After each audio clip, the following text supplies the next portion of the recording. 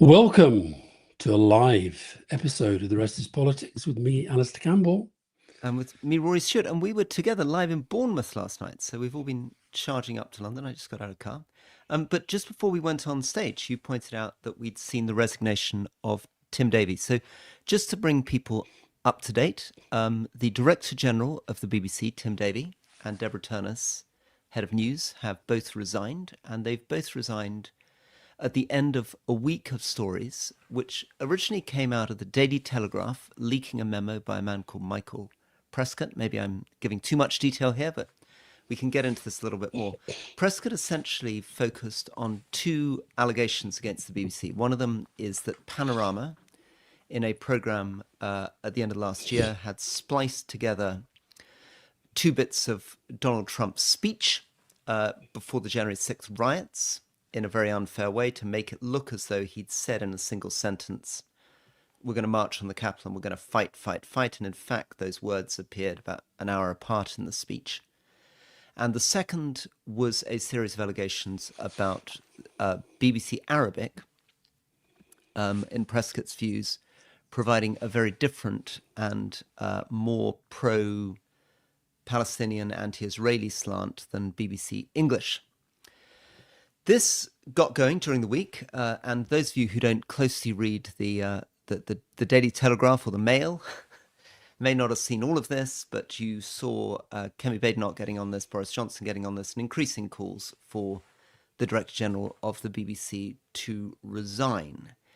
And then finally, yesterday, he did resign, which has raised a huge number of questions. The reason we're doing the emergency podcast is that the BBC is probably the most famous public service broadcaster in the world. It's certainly in international polls the most trusted broadcaster in the world. And we are at a time when news and fact in news couldn't be more contested. And the Director General has gone, on which, over to you.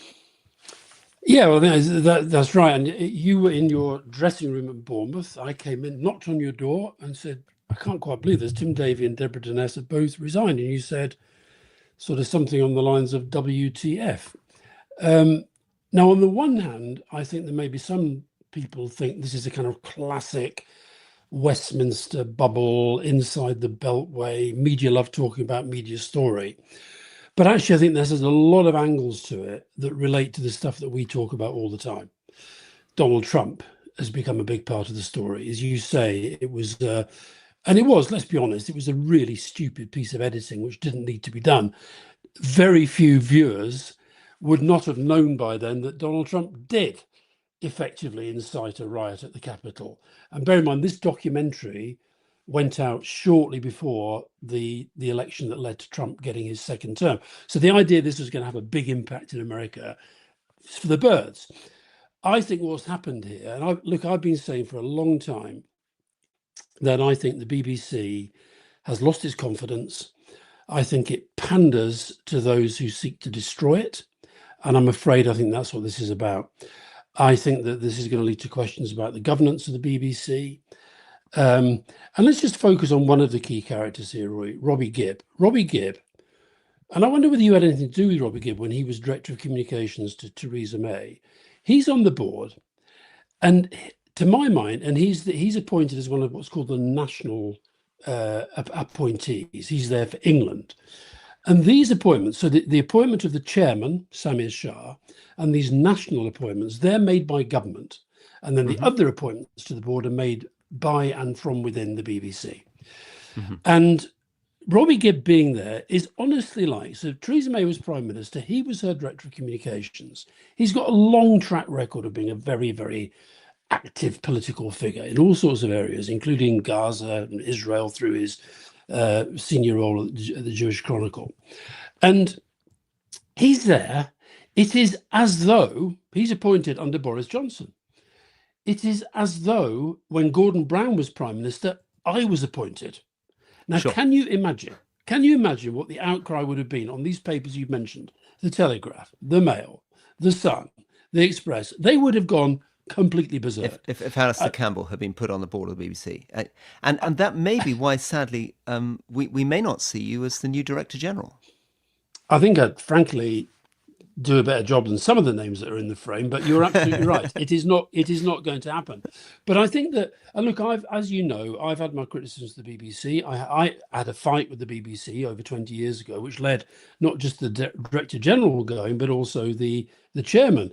And look, this, in a sense, there are various ways of looking at this story.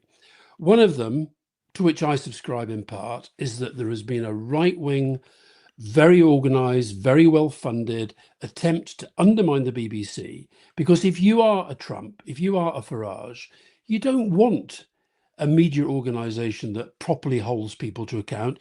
You want a fanzine. And the other narrative is that the BBC is sort of, hopelessly woke and left wing. I just don't buy that. The other one where I have more sympathy is that the BBC is very, very bad at dealing with complaints and dealing with crises of its own. And we've seen that in spades this week. So many different angles.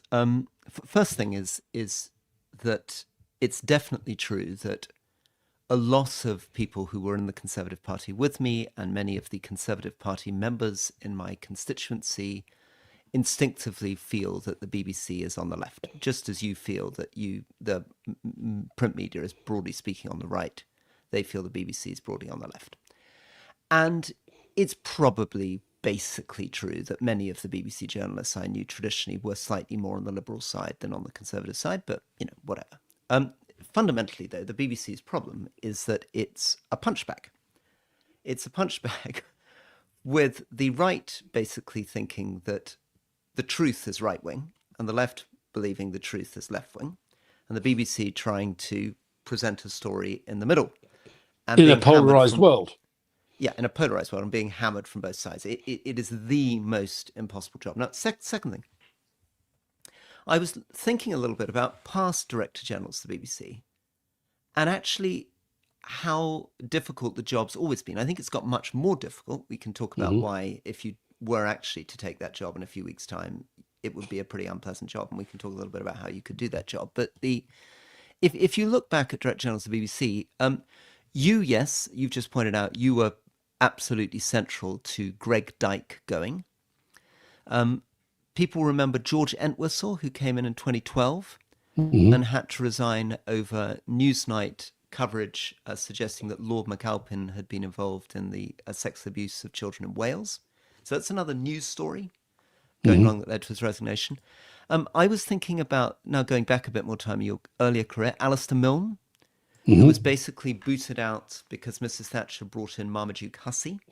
And I guess presumably was booted out because they thought the BBC was too left-wing in the mid-1980s and kicked him out. So there's a big history there of a public service broadcaster really struggling. And of course, somewhere in the background are kind of old-fashioned people like me who keep saying, Reithian values. Now, who knows whether this guy, Lord Reith, the first Director General, was quite all that we now make him out to be.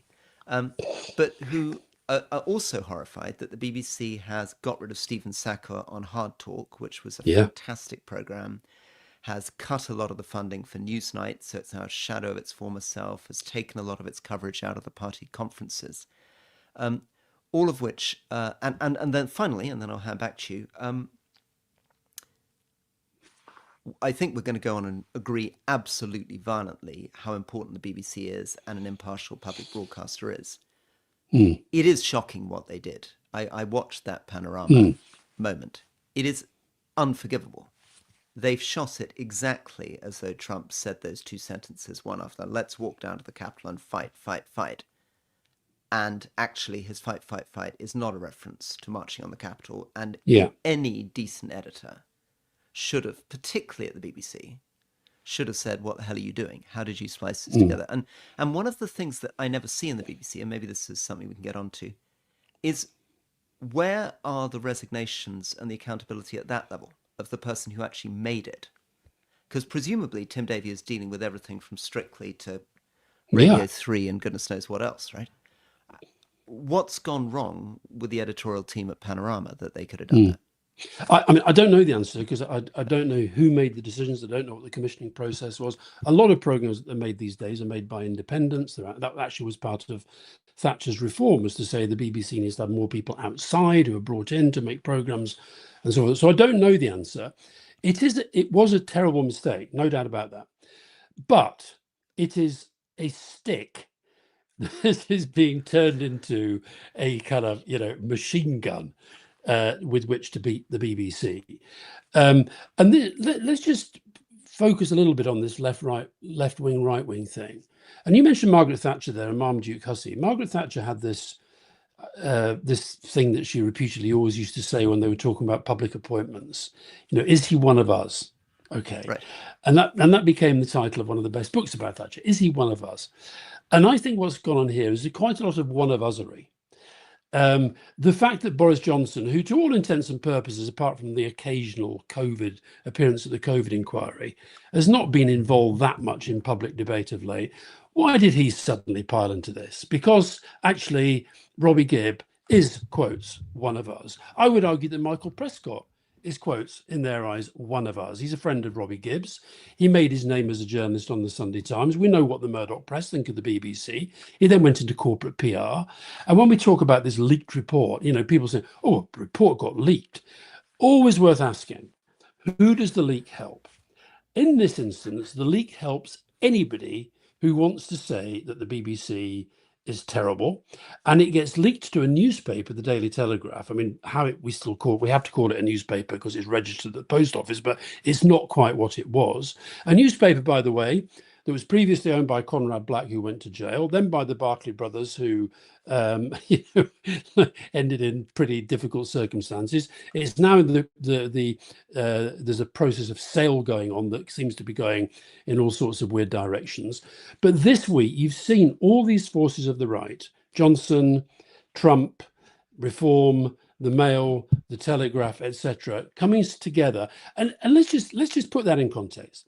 I have had fights with the BBC. Okay, I have criticised often the BBC, but you cannot remotely compare the vast output of journalism they do with the absolute mendaciousness and indeed criminality of some of the newspapers that are now shouting loudest for them to be brought down. Can I get slightly uncomfortable ground here for a second, and then we'll kind of move back.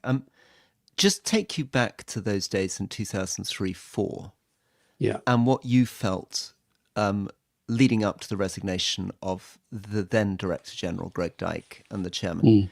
Presumably you felt, and the government felt, and your allies felt, that the BBC had mishandled it. And presumably some of it, I mean, you're obviously seeing it more from your angle, but some of the things you felt about the BBC would have some echoes with what the right complain about the BBC, which is BBC did something wrong, they didn't apologise in the right way. Just remind us a little bit about that's exactly right. I mean, and I didn't enjoy getting into this terrible sort of battle to the death with the BBC, because I've always been a defender of the BBC. I criticise it like we all do. I regularly shout at some of its programmes. As I said at Bournemouth last night, I think the real scandal at the BBC today is their never-ending platform of reform with their 5 MPs ahead of the Greens, the Lib Dems, and most of the time Labour and the Tories as well. So I criticise it, but I defend it, partly to go back to what you said earlier about trust. I was just looking at a trust report in America. It's the second most trusted news source in the United States after £100 if you get it right, Roy, the Weather Channel. No. Oh, well, Yes. I wouldn't have got that. So it's got big and growing reach in the United States, which is why Trump and the White House and his press secretary last night saying GB News is now the only channel you should watch. This is ridiculous. The White House press secretary talking about this minor channel in the UK. Now back to Hutton. Andrew Gilligan was a journalist who said something on the Today programme which was completely untrue. He essentially said that we, and then later went on to say I, had, quotes, they used this phrase sexed up, but essentially said that I had put intelligence into this dossier, knowing it to be untrue against the wishes of the intelligence agencies. I, sitting there as doing the job I was doing at the time, find it quite hard to think of a more serious accusation. And I knew it was untrue. Tony Blair knew it was untrue. The intelligence agencies knew it was untrue.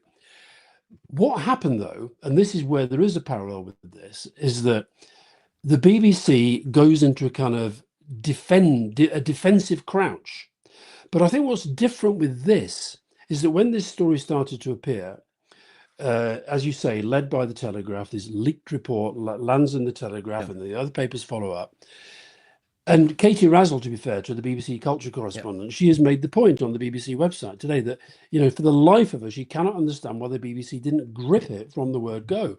If you'd have gripped it, they'd have come out and said, yeah, you're absolutely right. We don't know how this has happened. It's a terrible mistake. And we're going to make sure that this, doesn't happen again. And somebody has to pay the price. Yeah, this seems key, doesn't it? And just to lean into this, Alan Rusbridger, in a good article in Prospect, quotes a man called David Brader, a great Washington journalist, saying, journalism is a partial, hasty, incomplete, inevitably somewhat flawed and inaccurate rendering of some of the things we've heard about in the past 24 hours, distorted, despite our best efforts to eliminate gross bias, by the very process of compression that makes it possible for you to lift it from the doorstep and read it about now.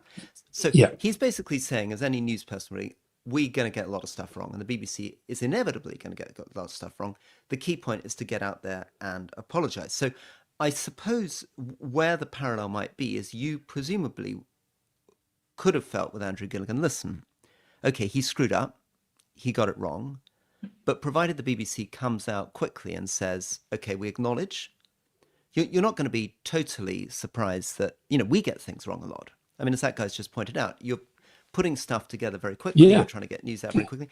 And in the case of Panorama, look, I think it's very difficult to understand how the editor let that pass, but nevertheless, presumably Tim Davie hadn't seen that Panorama thing. And can I give a possible? So it's the apology point, no? Yeah. Well, can I give a possible explanation? I don't know, right? But when I was thinking about this morning, this goes to how technology is changing. So I'm guessing, but let's say you've got a young researcher, producer, who is told, right, we need a couple of clips of Trump's speech. Because actually, if you look at the whole documentaries, I know you have, it's pretty fair in lots of different ways. It's predicting what might happen. It's got a lot of interviews with people explaining why they like Donald Trump. It's not a biased against Trump for a whole hour. It just isn't like that. But I can imagine somebody of the sort of TikTok generation maybe hasn't gone through all the sort of training that a lot of journalists, because journalism has changed so fast as well. So they've thought, well, actually, there might be somebody who thinks, well, it sort of gets the sense of what he said. Now, it's unacceptable, especially on the BBC, but I can see how that might have happened. But what I was asking for with the BBC and Gilligan was for them to accept that what he said was so contentious, they had to be 100% sure. Instead of what, as soon as we made the complaint, they went into, we're just going to defend this, whatever the truth. So what then came with an independent inquiry with a high, a top judge in charge of it, they got to what we always knew the facts were going to be. And the most striking thing for me was that what emerged was that there wasn't really any effort to find out whether what he said was true. They just felt they had to defend themselves against the government. Okay, all right. But look, listen, we're speculating a little bit here, but I've been talking a little bit to some BBC people this morning, and you will have been talking to even more. And that is something that people worry about. So without naming names, maybe safer to go back to this Rusbridger article in Prospect that I thought was so good. He's talking about the way in which the management's set up. And one thing is there's not enough journalists at the top. If you look at the board, I think 3 out of 13 of them are journalists. Tim Davie didn't come basically through the news journalism route. He came through his marketing. Marketing, yeah. And when you look at the people looking at these editorial decisions, as you say, you have people like Robbie Gibb floating around. You have Michael Prescott was formally employed to look at this stuff. And he says, who would you rather trust? People who were former journalists and then spent 15 years working in PR companies or public affairs, or someone like Lise Doucette, for example, who's a kind of long-term. So there is a sort of sense in which the BBC often feels very kind of defensive. And part of that defensiveness, as you pointed out, even 20 years ago, and this is something I recognize in civil service departments too, is that they defend and they don't really look into it. I mean, I actually found this sometimes when I was getting into fights with my own departments, that the immediate stance of the permanent secretary is total defense, and actually not that much energy into really trying to work out what had gone wrong down there. Which is sort of it's weird as well when you think about other institutions. You look at the way that the police now, when anything goes wrong, they immediately refer themselves to the body that has to investigate things in the police going wrong. Now, whether they are, and that can get very, very tense and very, very difficult. It was really, this week, Rory, we should just tell listeners what the leading interview that's out today is with Radek Sikorsky, and it's mainly about Ukraine and Putin and what have you. But there's a very interesting section. I'd forgotten about this, but Fiona listened to it this morning. And I don't know if you remember, it's when you asked him about what happened to the media when the Law and Justice Party were in charge, this sort of right-wing populist party that was the government.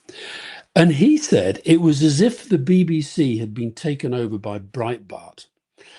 And this is before any of this stuff was going on. And he went on to say, we can all have our complaints about the BBC, but at least they check facts. They're not just a political organization. And why you now have, I mean, is it not absurd that the President of the United States, with all that he has to do and all on his plate, he this morning composes and writes a tweet as follows: the top, in caps, people in the BBC, including Tim Davie in caps, whose name I suspect you didn't know until yesterday, the boss in caps, are all quitting/fired in caps because they were caught doctoring, in quotes, my very good, brackets perfect in caps, speech of January the 6th. Thank you to the Telegraph for exposing these corrupt journalists, in quotes. These are very dishonest people who tried to step on the scales of a presidential election. On top of everything else, they're from a foreign country, one that many consider our number one ally. What a terrible thing for democracy. And then she says, Caroline Leavitt, BBC News is dying because they're anti-Trump fake news. Everyone should watch GB News. This is what I mean about this is a concerted, organized right-wing thing that is basically about saying we don't want media that holds us, the powerful, to account. We want media like Fox News, Breitbart, InfoWars, and all that stuff. And that's why we should be very, very, very careful watching all these reform people celebrating today and jumping on Tim Davie's grave. I talked to my friend Matthew Paris this morning, you're not a great fan of, but I think one of the things that he said, which I think you would agree with, is there's a very disturbing sense of kind of triumphalism on the right at the moment, and a sense that the centre left is in a defensive crouch. Totally, they're on the march. Sense that Charles Moore is kind of Charles Moore's previous Telegraph editor, great critic of the BBC, very much, and of course, there's a coming together of people talking about Trump, people talking about Israel, people talking about transgender, has all been wrapped into a sort of general critique of the BBC. Okay, let's say we violently agree that we desperately need a really good public broadcaster. We were looking yesterday at Bournemouth together at this reporting that John Burns-Murdoch has just done in the FT, looking at a recent paper from Harvard and MIT, showing how the first generation of social media, Facebook and Twitter, polarized, but the second generation, TikTok, is driving to much more negative and aggressive responses. And that's to do with the change in the algorithm, a change from a simple algorithm that's just based on likes and searches to an algorithm that's based on attention. And we can now feel the sort of existential nature of this fight between the old school of reliable news anchors, kind of Walter Cronkite, various people called Dimbleby telling you what to think about the world every evening, and the new world of this massively decentralized, algorithm-driven polarization, fake news. And in the middle of all this, you've got the BBC, most trusted media organization in the world. Right? One organization that you hope you can kind of reach for. And we desperately need it. I mean, I use the New York Times like that. And of course, the New York Times is not perfect either. But I think all of us need in our life, wait a second, is there something I can go to where I can get a more reliable news? I agree. But let's just look at, as you mentioned, these other issues that Michael Prescott put into his dossier. And we used to have this thing, Rory, I don't know if I'm telling you too many trade secrets here, but we did used to have this little thing called an MTBL. Have I ever told you what an MTBL is? No. MTBL is memo to be leaked. And what that means is that sometimes you might be trying to get a story into the public domain, okay? Yeah. and you phone up a journalist and say, you know about this, no, it doesn't sound that very interesting. But if you then put it in a memo to be leaked, suddenly it becomes very, very newsworthy. And this has the feeling of an MTBL to me. I could be very, very wrong, but who knows? But what I think... So just explain the joke here. The point presumably is that Michael Prescott writes this rather lengthy report, which I've waded through, looking at detailed comparisons of BBC Arabic and BBC English on exactly how they reported on this hostage. And it's probably not going to get much coverage. But if it becomes a leaked memo, suddenly it sounds secret, it sounds like somebody's trying to cover it up, it sounds like a classified thing. And now suddenly you've got a headline. No, it's not even about getting coverage, because most MTBLs are meant entirely for internal consumption. It's the fact that, so that adds to the sense of it. Now, I don't know, I could be maligning him, but all I'm saying is it is a thing in the world of corporate affairs and occasionally in government, right? Two of the issues, as you say, because it wasn't just Trump, and it was Gaza, as you say, it was the transgender issue. And just on those, so one of the problems the BBC has, because of all this change that's going on, a lot of young people just aren't interested. They're on TikTok. They probably don't know who some of these big names on the BBC that we talk about, who they even are. Do they know who Laura Kuenssberg is? Do they know who Chris Mason is? I don't know. So, but a lot of them won't. And if you talk to a lot of young people, as I do, about Gaza, insofar as they're aware of the BBC, they think it's massively pro-Israel and hugely unfair to the Palestinians. And on transgender, I've had some stand-up rows with really senior people at the BBC who are so far over in the kind of J.K. Rowling camp that it's sort of, and I think most young people, I'm not pretending I'm young here, Rory, but I do talk to a lot of young people. I think they think on the trans issue that the BBC is the opposite of what Michael Prescott's report is saying that it is. And also when you get to Trump is such a huge figure.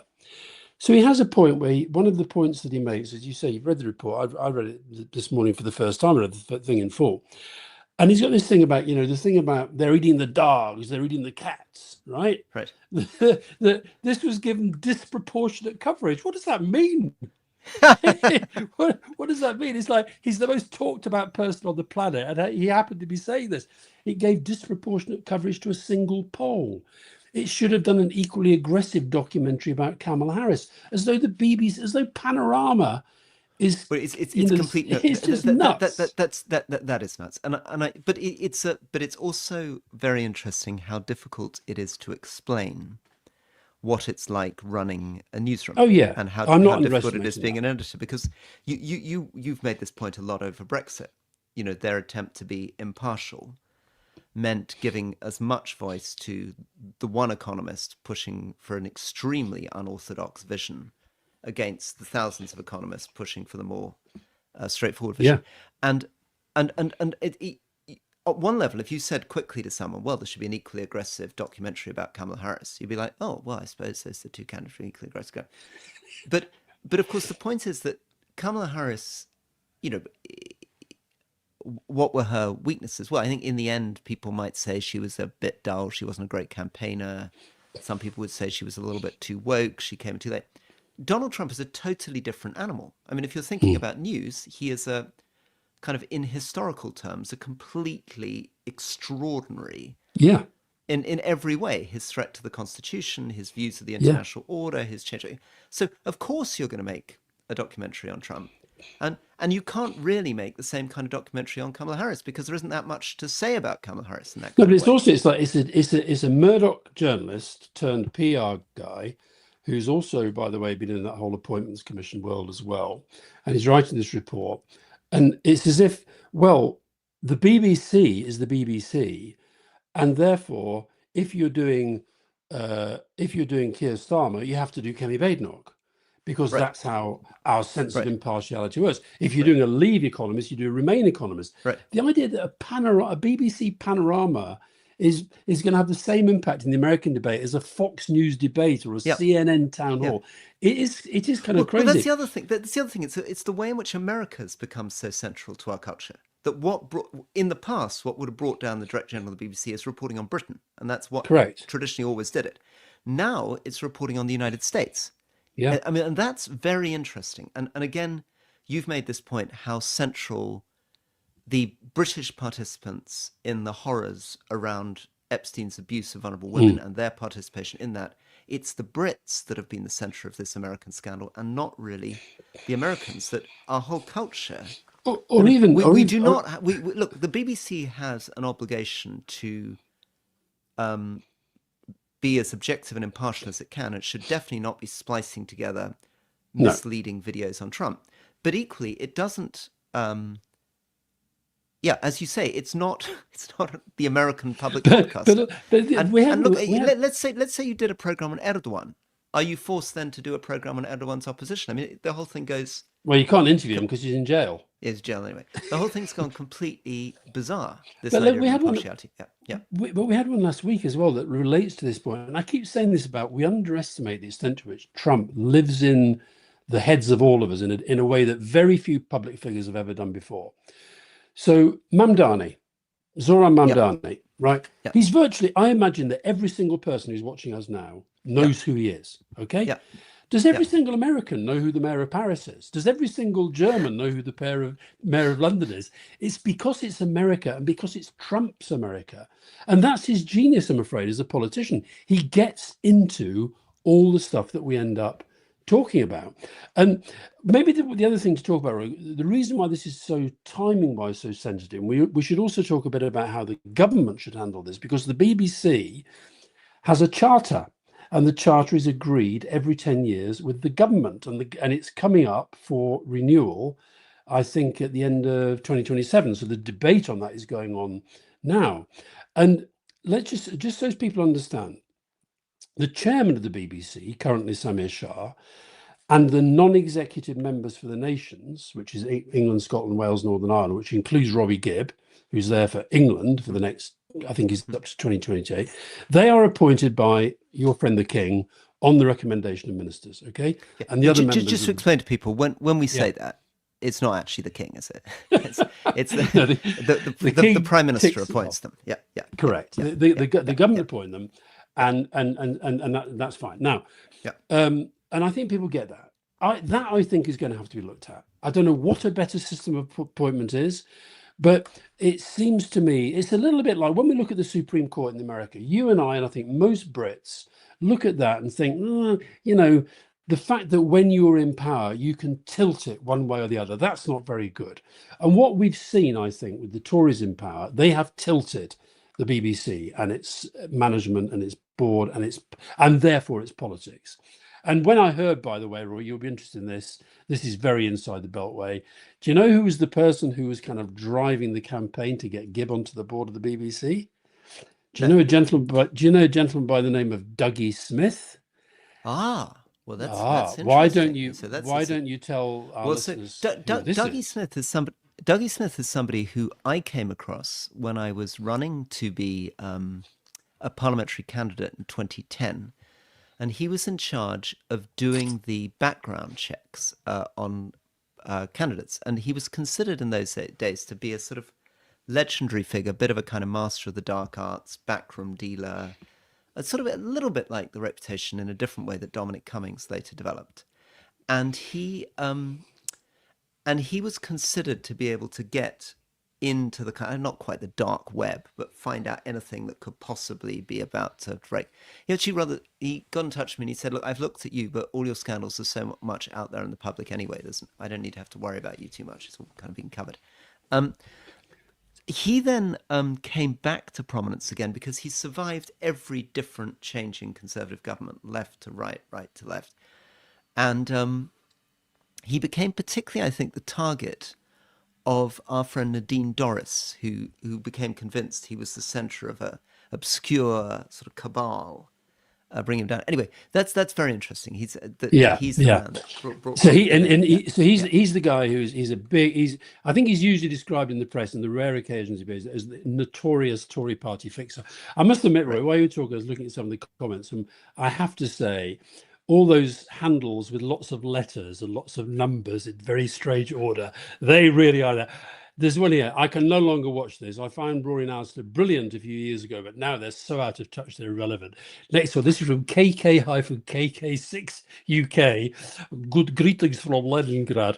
Scrap the license fee and let the progressives pay for their own propaganda channel. On it goes.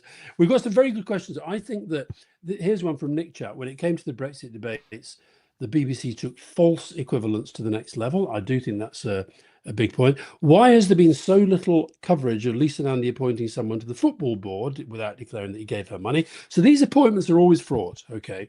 But just on impartiality and balance, just that question you asked.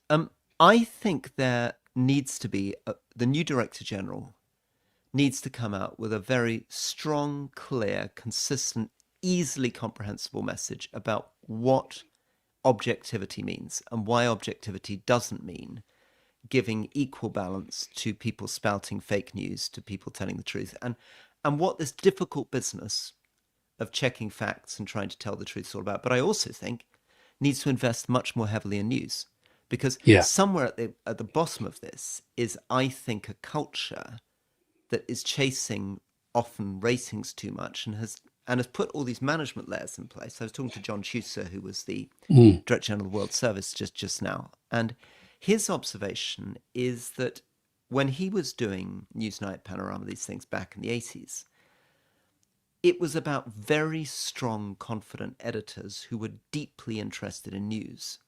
And his sense is that every scandal that's happened since, starting with Bert, has just dealt with the scandal by putting more and more layers of management and check on top. So I'm sure what will come from this is there'll be another commission and they will say, we need a new management layer which is going to stop a repeat of whatever happened.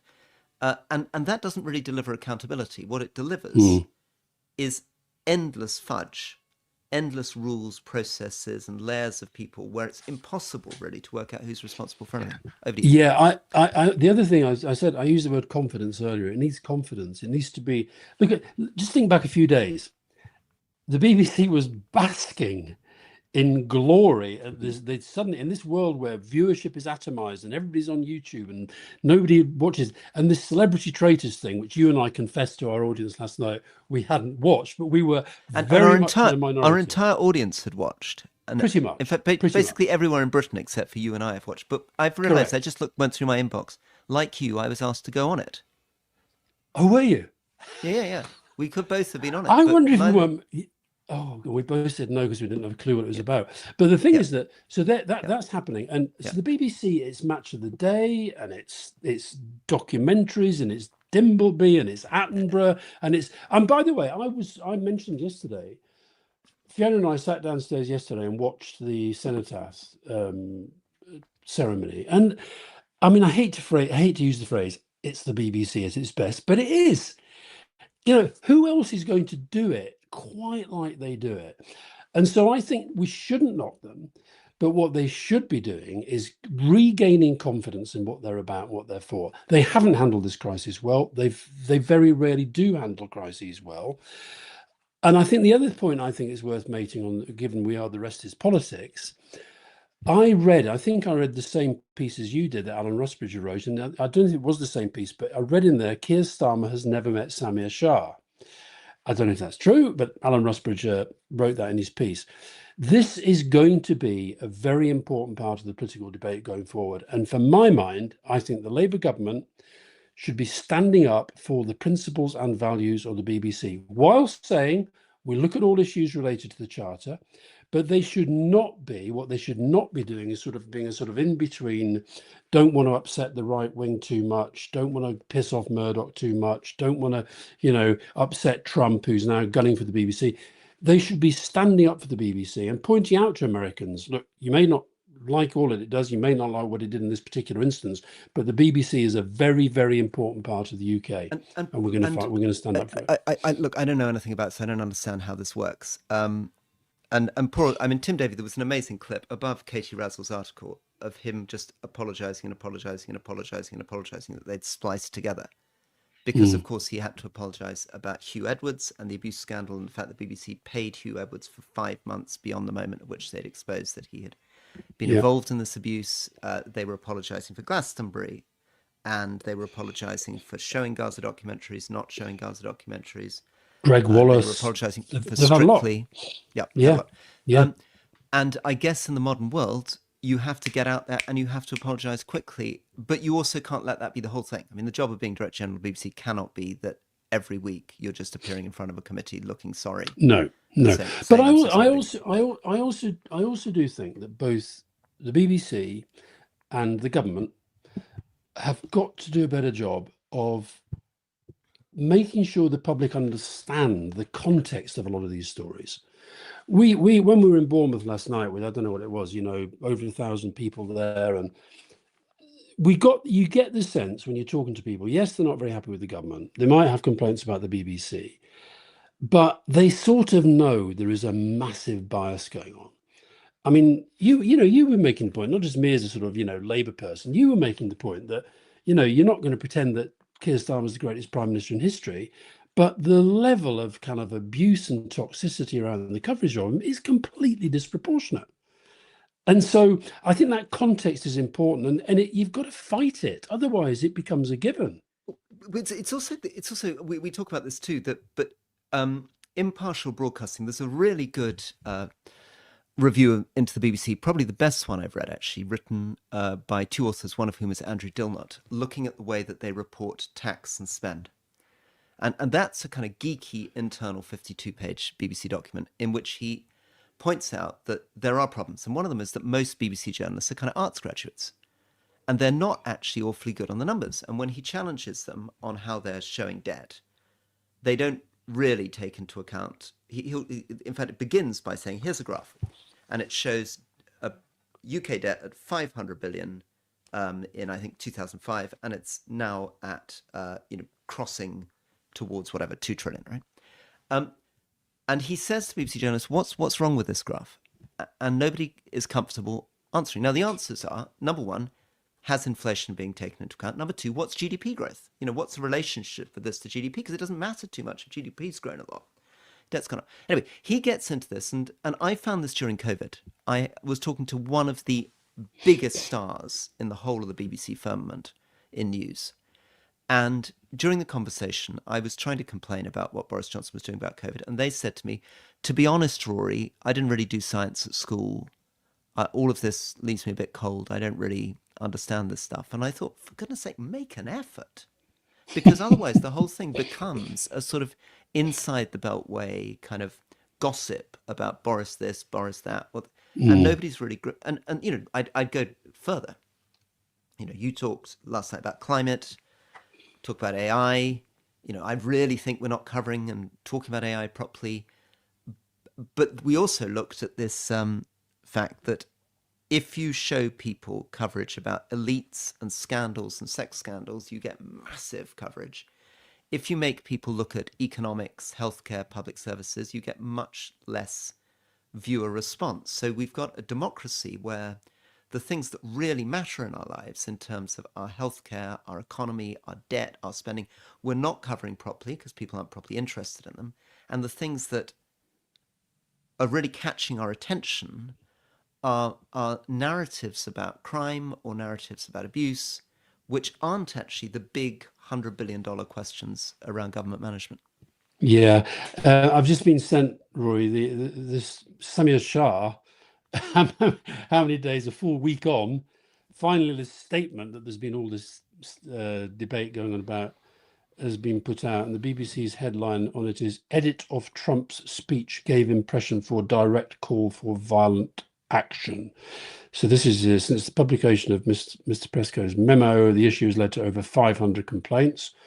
They're now being dealt with in the normal way, which means they'll take quite a long time to get a reply. So I also think the other thing I think is worth just reflecting on, that related to the point you just made, is that there are some very good specialist correspondents at the BBC, but right across the media, I think there has been a dumbing down away from specialism towards kind of generalist, in particular political reporters and political correspondents and political editors who, if the story becomes about the politicians involved, it goes over to them rather than the person who really knows about defence, who really knows about health, who really knows about transport. And that is an economic thing. I think the fact is that the BBC, it's a £5.4 billion organisation. News is a very, very important part of it, but I don't think news is prioritised in the way that it should be. The BBC's value, I think, comes above all. It comes in lots of different ways, but I think if it gets the news wrong, then that is where the issue becomes a problem for them. But as you keep saying, they are more trusted than any other media organisation, obviously with the exception of the rest of these politics. Now, this is my that was final a joke. bit. That was a joke. Joke. It was good. Thank you. Yeah. I got the joke. My final thing before I tip out is to come to you on candidates and the kind of person who you think might be the right person to take the job. Yeah. And look, you're into this much more than I, and you know all these people much more than I do. I mean, obviously, I, from a distance, was very impressed, for example, by Alan Rusbridger when he was at The Guardian. For example, I went to him about a story, and he sat down with me very professionally, went through it over an hour, looking at all the facts, and I thought was very objective and fair in balancing the work his journalists had done and the complaint he received. So I would like someone like that, but I say that completely unaware of whatever your history is with Alan Rusbridger and whether you're going to groan and things like that. But tell me, what sort of person should we be looking for? Is it, forget Alan himself, who I don't know what your history is with him, but is it that kind of figure, a sort of relatively grand establishment former editor of a quality newspaper, or what is it we're looking for here? I was just saying, in addition to getting these pigging messages about Shah, I've just had another pigging message that Nicolas Sarkozy is to be released from prison. So God knows what's going on there. Try not to be distracted on live TV by your phone. Maybe we'll talk about that on the main podcast tomorrow. Yeah. No, look, I do have history with Alan Rusbridger. I've certainly had run-ins with Alan Rusbridger, but no, I actually think he's. I've become a bit of an admirer of the work that he's done, sort of post-Guardian, and I think he's somebody who passionately believes in journalism as a force for good. So I think the first thing, it should be somebody who really believes. Obviously, the BBC is much more than journalism; it's entertainment, it's sport, it's the charter, it's politics.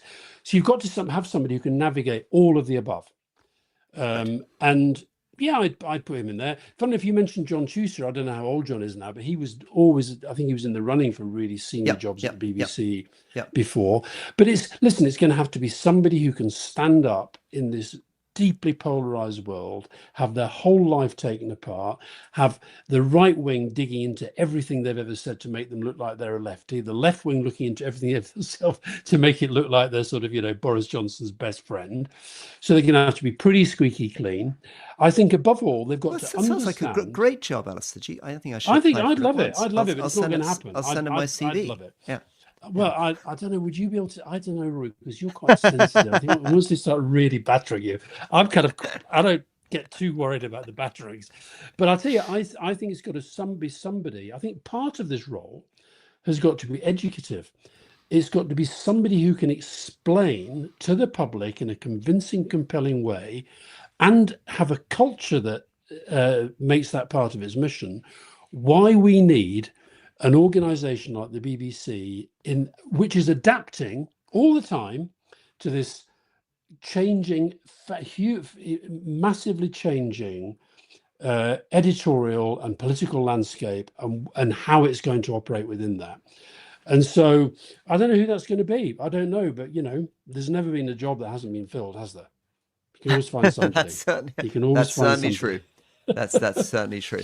Well, there's always the Mooch, isn't it? Mooch is looking for a job, right? Okay. I guess. Listen, we eventually went abroad for England football managers. We went abroad for the Bank of England governor. Yeah. Maybe that's the thought.